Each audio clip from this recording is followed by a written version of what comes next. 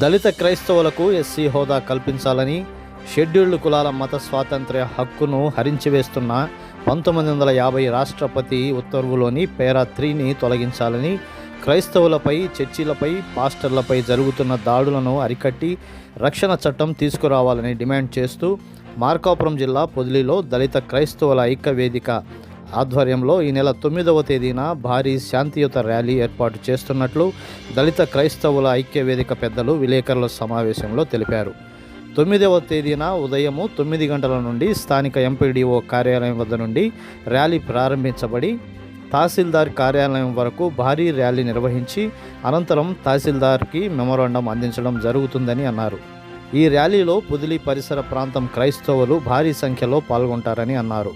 దళిత క్రైస్తవులంతా ఏకమై ర్యాలీని జయప్రదం చేయాలని పిలుపునిచ్చారు.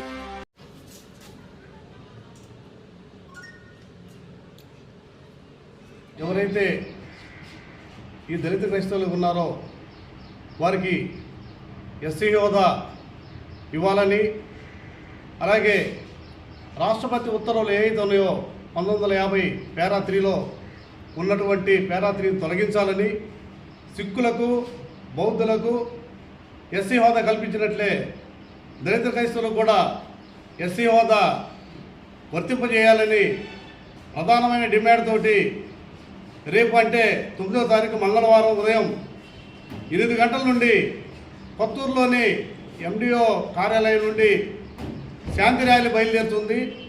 ఈ శాంతి ర్యాలీ బయలుదేరి పొదిల్లోని తహసీల్దార్ కార్యాలయంలోకి చేరి అక్కడ తహసీల్దార్ వారికి మెమోరాండం సమర్పించి అనంతరం ఎవరికారు డిస్పర్స్ అవుతారు. కాబట్టి పొదిలి, కొనకలమెట్ల, మరిపూడి గ్రామాలకు చెందినటువంటి సంఘ కాపర్లు, అలాగే చర్చికి వస్తున్నటువంటి విశ్వాసులందరూ రేపు తరలి వచ్చి రేపు జరిగే శాంతి ర్యాలీని జయప్రదం చేయవలసిందిగా పొదిలి ఐక్యవేదిక తరఫున మరీ కోరుతున్నాం.